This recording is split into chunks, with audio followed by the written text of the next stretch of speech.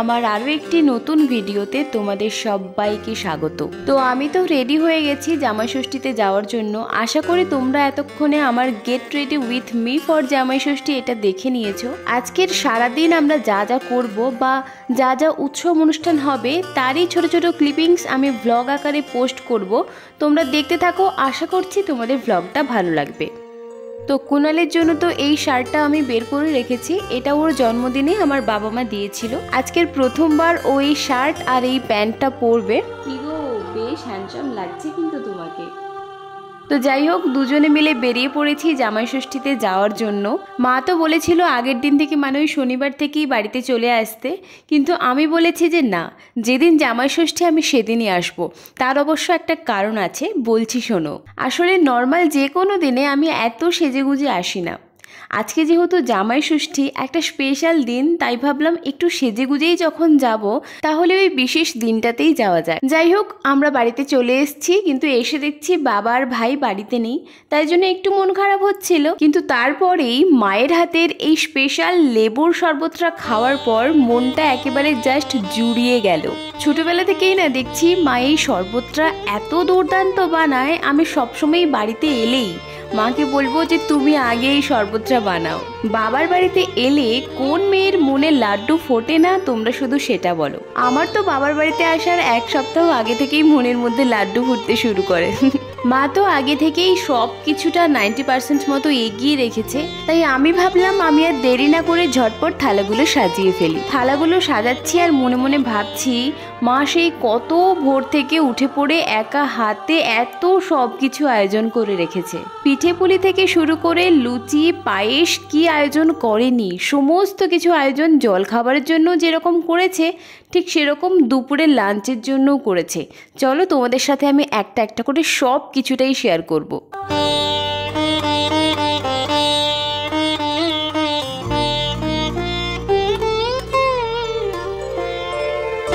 মা বলছিল দোতলাতে সব কিছুটা নিয়ে গিয়ে ওখানে অনুষ্ঠানটা করা হবে, তাই সমস্ত জিনিসপত্র নিয়ে আমরা দোতলায় চলে এসেছি। আজকের ব্রেকফাস্টে ছিল লুচি, আলু ভাজা, পটল ভাজা, ঝিনুক সিমুই, সুজি আর কাবলি চানার তরকারি। সাথে ছিল 5 রকম ফল, 5 রকম মিষ্টি, আর ছিল দই আর 3 রকমের পিঠে পুলি। আর এই যে এখানে আমাদের জামাই বসে পড়েছে, ও একটু লজ্জাও পাচ্ছিল, সেটা আশা করছি তোমরা ওকে দেখেই বুঝতে পারছো। তাহলে চলো অনুষ্ঠানটা শুরু করা যাক। আর তার জন্যই ওকে প্রথমে মালা ঘুমসি পরিয়ে দেওয়া হচ্ছে। আর আজকের আমার দিদাও এসছে, ওই যে দেখো বসে আছে চেয়ারে সবুজ রঙের শাড়ি পরা, ওটাই হচ্ছে আমার মামা দিদা।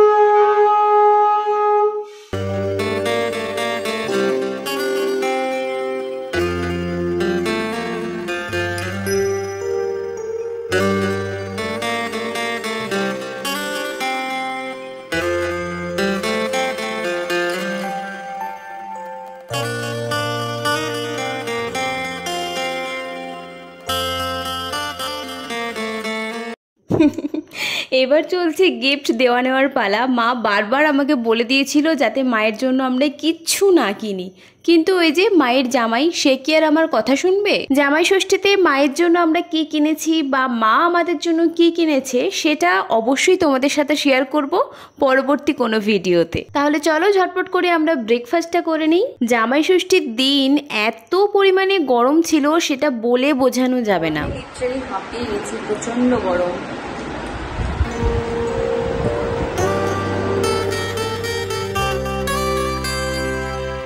খাওয়া দাওয়া শেষ করে এসেই দেখছি মা এখানে দুপুরে রান্নার প্রিপারেশন অলরেডি শুরু করে দিয়েছে। বাবা এখানে এনেছে আমার সবচেয়ে ফেভারিট গলদা চিংড়ি। একটা একটা গলদা চিংড়ির সাইজ দেখেছো কত বড় বড়। শুধু গলদা চিংড়িই নয়, সাথে এনেছিল বাবা পাবদা মাছ, বাগদা চিংড়ি, আরও কত কিছু। ছোটবেলায় যখন আমি এই গলদা চিংড়ির নামটাও জানতাম না, তখন আমি বাবাকে কিভাবে বলতাম জানো? ওই যে চিংড়ি মাছের নীল নীল দাঁড়া, তুমি ওই চিংড়ি মাছটা আনবে। এখানে আমি চিংড়ি মাছের পেটের দিকটাতে একটা করে খোলস উঠিয়ে রাখছি, যাতে মাছের মধ্যে তেল নুন ঝাল সব কিছুটা প্রপারলি ঢোকে। আর সব থেকে ইন্টারেস্টিং বিষয় হলো এই মাছটার লেজের দিকের পাখনা দেখো কি সুন্দর না। আর এই যে সেই কাঁটাযুক্ত নীল নীল দাঁড়া, এর ভেতরেও শাঁস থাকে, যেটা খেতে খুব সুন্দর লাগে। মা এখানে জোর কদমে সমস্ত রান্না বান্না করে যাচ্ছে, আর আমি এখানে মাকে হেল্প করছি, আর একটু একটু করে মাঝে মাঝে ভিডিও ক্লিপিংসগুলো তুলে রাখছি, যাতে ভ্লগ আকারে তোমাদের সাথে শেয়ার করতে পারি। তো চলো, রান্না বান্না মোটামুটি এত গরমের মধ্যে প্রচন্ড কষ্ট করে কমপ্লিট করা হয়েছে। 1000 years later. তাহলে চলো এবার দুপুরের খাওয়া দাওয়া আর কি কি মেনু হয়েছিল সেটাতে আসা যায়।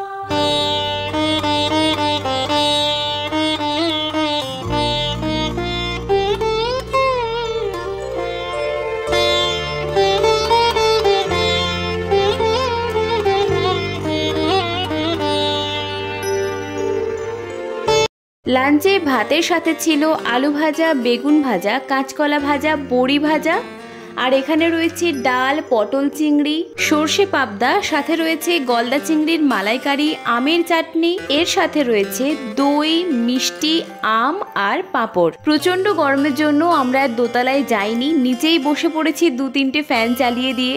আর আজকের মেনুতে যে কটা রয়েছে, যে কটা রান্না হয়েছে আজকের, সব কটাই আমার ভীষণ ফেভারিট। গলদা চিংড়ি থেকে শুরু করে পাবদা মাছ, পটল চিংড়ি, প্রত্যেকটা খাবারই আমার ভীষণ প্রিয়। আর এটাকে ঠিক পটল চিংড়ি বললে চলে না, কারণ ওটাতে তো পটল বেশি থাকে। আজকে হয়েছিল চিংড়ি পটল, মানে চিংড়ি মাছের পরিমাণটা পটলের থেকে বেশি। মানে ভাবতে পারছো কি দুর্দান্ত খাওয়া দাওয়া হয়েছিল। তার উপর মায়ের হাতের রান্না, আর আমি আগেও অনেক ভিডিওতে বলেছি আমার মা দুর্দান্ত রান্না করে। তো যাই হোক, সকাল থেকে তো ভাই বাড়িতে ছিল না, ও এসছে সন্ধ্যেবেলা। আসলে ভাই গেছিল একটা ফেয়ারওয়েলের অনুষ্ঠানে ওদের কলেজ থেকে, সেখান থেকে ওকে কি কি দেওয়া হয়েছে চলো তোমাদের সাথে শেয়ার করি। আমি টিচিং হেডের জন্য, এটা হচ্ছে আমি টিচার পোস্টের জন্য।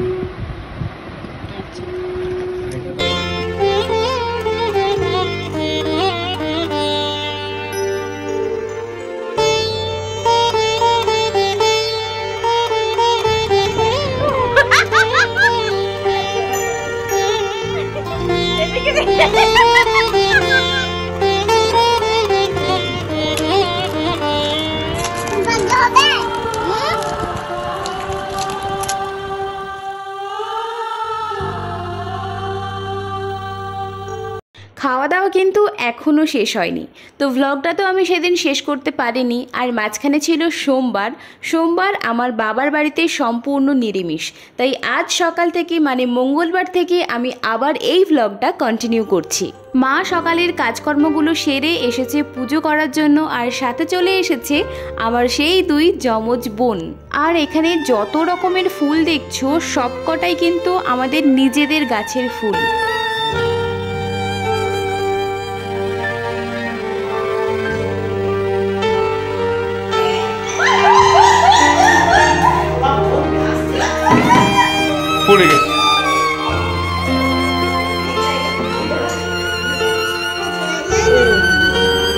তারপরেই কুনাল ফোন করছিল, বাইরে বেরোতে বলল কিছু একটা দেওয়ার জন্য। তো চলো দেখা যাক।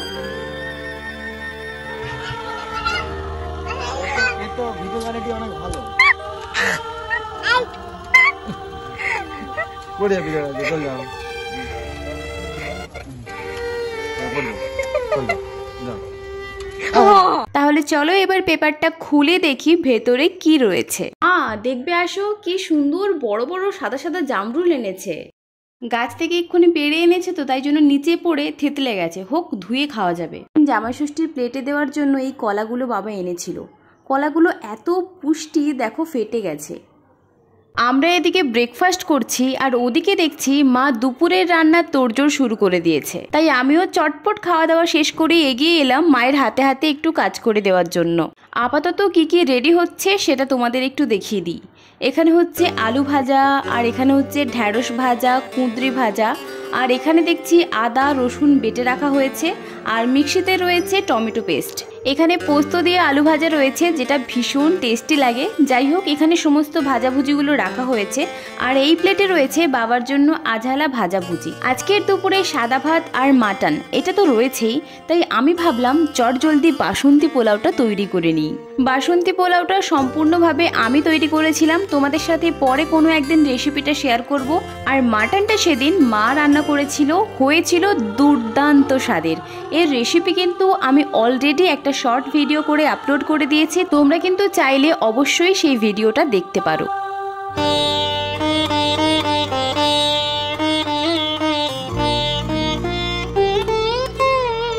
তাহলে চলো ঝটপট করে আজকের দুপুরের মেনুটা তোমাদের সাথে শেয়ার করে ফেলি। আজকের দুপুরের মেনুতে রয়েছে সাদা ভাত, সাথে বাসন্তী পোলাও, স্যালাড, কুঁদরি ভাজা, পটল ভাজা, পোস্ত দিয়ে আলু ভাজা, ঢ্যাঁড়স ভাজা। এদিকে রয়েছে মুসুরির ডাল, মাছের ঝাল, মাটন, চাটনি, মিষ্টি দই আর আম। সাথে কোল্ড ড্রিঙ্কসও ছিল, ওটা অবশ্য খাওয়া দাওয়া শেষ করে আমরা সবাই মিলে বসে খেয়েছিলাম। দেখেছো মাটনটা কি দারুণ সেদ্ধ হয়েছে, অথচ আমরা কিন্তু পেঁপে ইউজ করিনি। তো এটাই ছিল আমাদের জামাই ষষ্ঠীর 2 দিন ব্যাপী মহাভোজ। খাওয়া দাওয়া, গল্প, আড্ডা সবকিছুই ছিল। তাহলে আজকের ভিডিওটা এই পর্যন্তই। ভিডিওটা যদি ভালো লাগে তাহলে অবশ্যই ভিডিওটাতে একটা লাইক করে দিও, তাহলে আমি একটু মোটিভেশন পেতে পারি। আমি তো আমার চ্যানেলে প্রচুর শর্টস ভিডিও আপলোড করি, তো তোমরা সেগুলোও দেখতে পারো, সাথে লং ভিডিও দেখতে পারো। যদি ভালো লাগে তাহলে চ্যানেলটা সাবস্ক্রাইব করে দিও। আজ তবে আসি, দেখা হচ্ছে তোমাদের সাথে পরবর্তী কোনো ভিডিওতে।